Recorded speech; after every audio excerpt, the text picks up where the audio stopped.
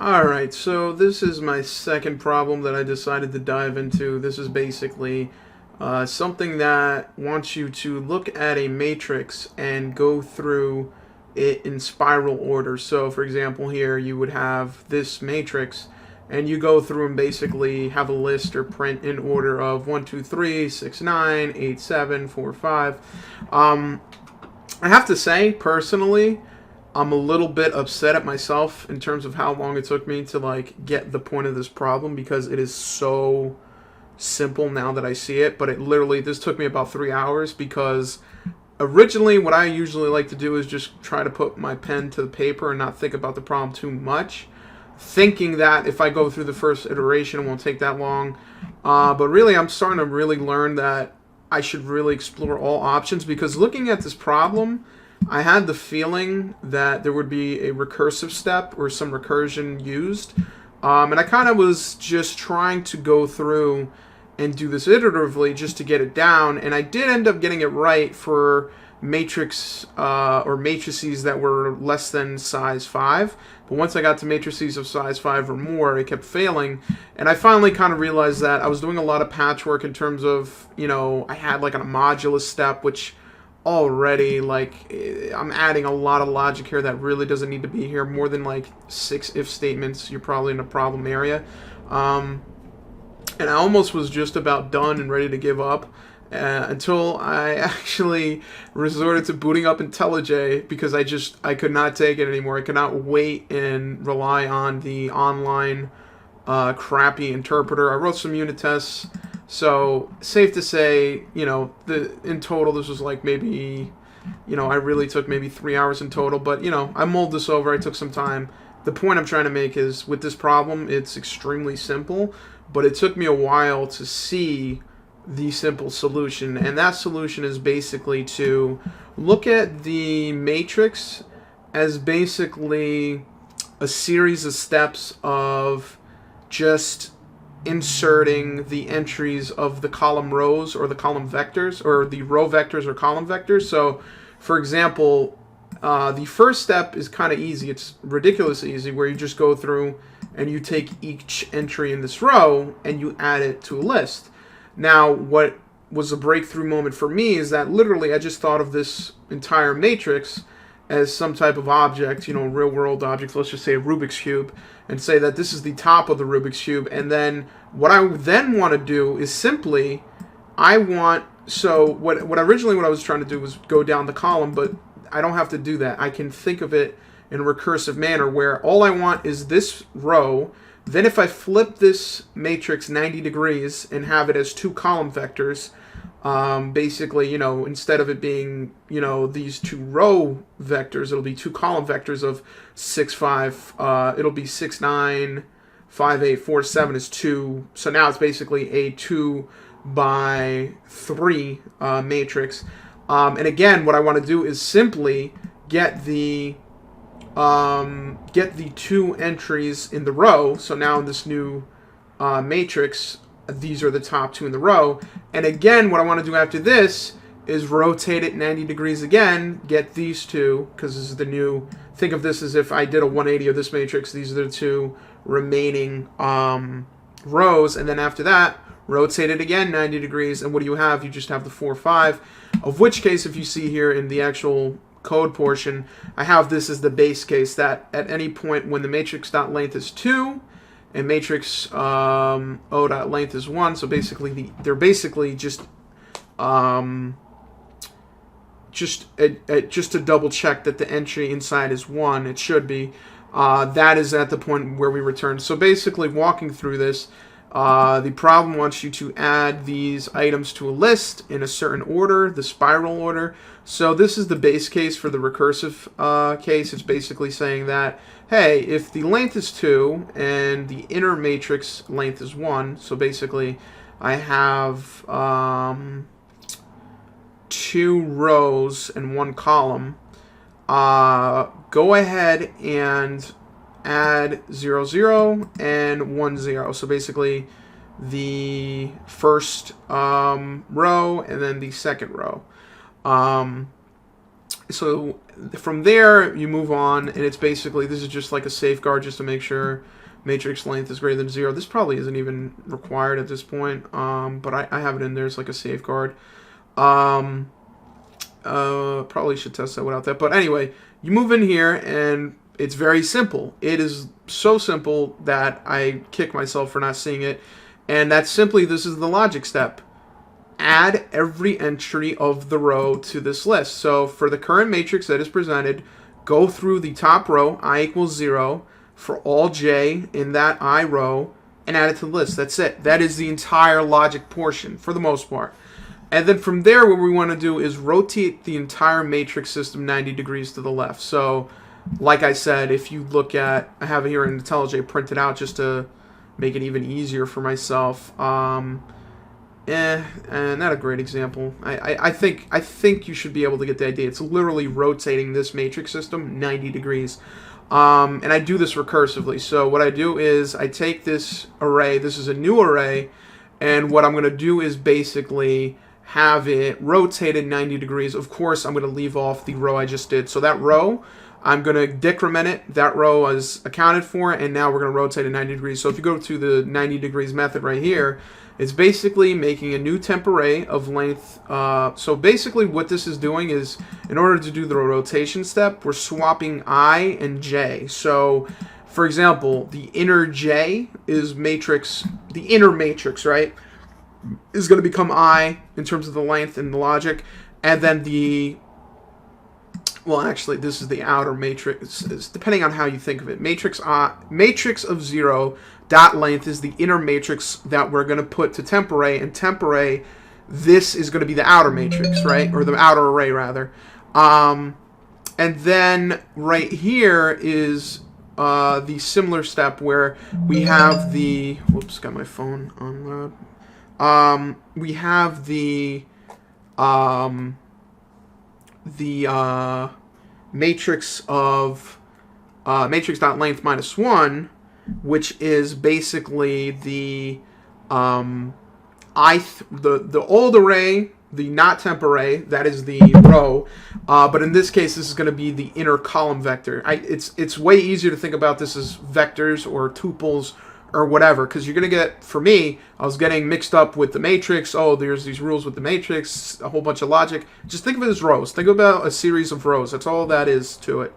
And then from there, this is the logic to basically rotate it 90 degrees. The j, matrix 0 dot length minus 1, j is greater than or equal to 0, and then decrement. And then on the inside, we have I equal to 1. So now, what is key here, right, is that for I, the row, right, I'm treating I as a row, we already did technically the first row. So we're going to increment I, go down the row, and now this is where we have temp array, matrix 0 dot length minus 1 minus j. So basically this step right here is saying we're filling in this array backwards, kind of. So matrix 0 dot length is, let's just say it's 3, minus 1 becomes 2, minus j, at this point j is 0, or actually j is not 0. J is the same as matrix dot length. So actually what it is that we're filling this in backwards. We're filling this in the way you're supposed to do it. So this entry right here is 0, 0. But then with this matrix, the actual matrix that we're pulling this information from, we're kind of doing it backwards. I is 1 here. J is the max length, so it's basically at the last position. So let's just say for the first case, run this through just so you kind of get a better idea. We have this matrix 1, 2, 3, 4, 5, 6, 7, 8, 9. It comes in. Is the matrix.length equal 2 and matrix 0.length equal 1? No, it isn't. Continue on. Matrix.length greater than 0? Yes, it is. For int, so for this row, and by the way, important step here that sometimes for me, I just automatically think for all I, for all j, you do not need to do the entire, all the rows. We're only doing the first row, only the first row. So basically what you do here now is that for int j equals 0, j is less than matrix.length of 0. Keep that in mind. You don't want to do matrix.length. That's for the rows. J++, and then simply we're just adding that every ij entry. So if you look at the original array example, what this is doing is basically for the I row, the 0 row, it's going to do add 1, add 2, add 3, right? So then we're going to go ahead. We're done with that. We're done with that logic gate or logic block. And we're going to go down. We're going to have this temp array rotate at 90 degrees. So now the new array is going to become a 2x3 matrix. And the 2x3 matrix is going to be 6, 9, 5, 8, 4, 7. So basically 2 column vectors right next to each other, or a 2x3 what do you call it, matrix. So this is what this is doing. It's going to make that new array. So now that new array is going to be fed recursively back into the method, and the method's going to get it. It's going to say, is matrix.length equal to 2 and matrix0.length equal 1? No, it's not, because matrix.length is the rows, and at this point the rows are 3. So we have, remember, so we have 6, 9, 5, 8, 4, 7. It's 2 by 3. So no, this is not the case. This is not true. And we have the double and, which immediately, we're not going to even look at the other case. So that's false. Moving on. Matrix.length greater than 0. Yes, that's true. Now, it's the same exact thing. So now we're basically going to take 6 and 9, add it to the list. Okay? So 6 and 9 is added to the list. So as you can see, I can run this code just as an example. I'm pretty sure I have the same exact set of information here. If not, I could copy paste it. No, it's not. I should. Let me just, for sake of ease, let me do this. Fine.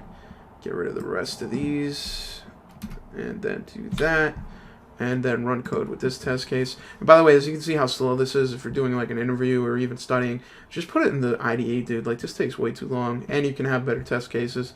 So okay, so as you can see here, 1, 2, 3, 6, 9. So now we have 1, 2, 3, 6, 9. Now we're going to rotate 90 degrees. The new array is going to become, remember, we're going to bump up I. At this point, I technically, from the original case, is 2. But it's whatever you want to think of it. Think of it as a new array. Think of it as a new matrix. So the new matrix, I, is 1. So we're going to skip down. So now the new array is going to be a 2 by 2 array, which is 5, 8, 4, 7. Got it? 5, 8, 4, 7 is a new matrix.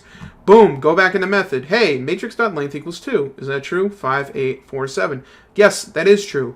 Is matrix 0.length equal 1? No, that's not true. We have a 2 by 2 matrix, not a 2 by 1 matrix. So, skip that. Matrix.length greater than 0. Correct. So now what we're going to do is, we're literally just going to take the new row, which is 5 and 8. So we're going to add 5. Isn't it 5 and 8? Let me think. 5. Oh, no. Nope.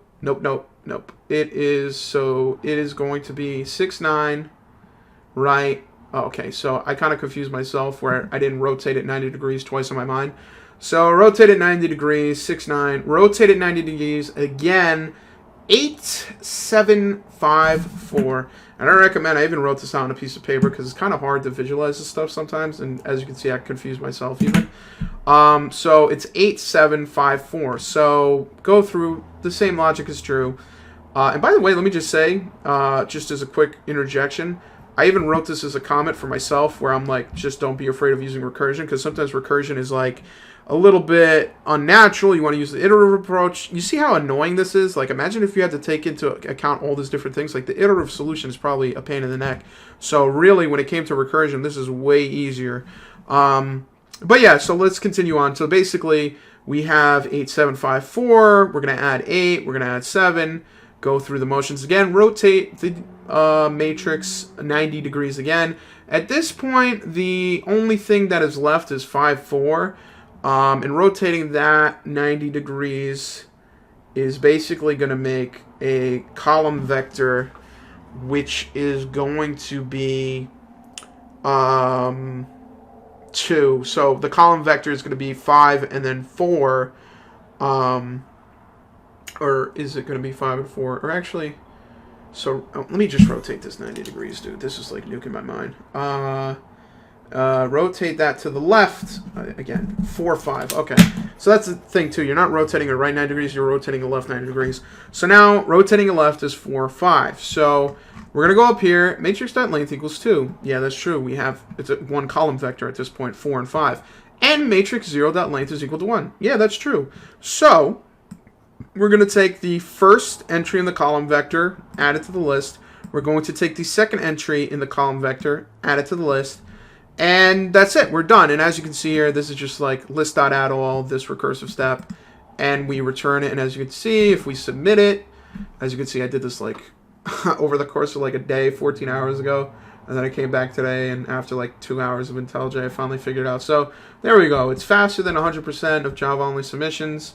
I don't know what the significance of that is. Memory usage, less than 5%.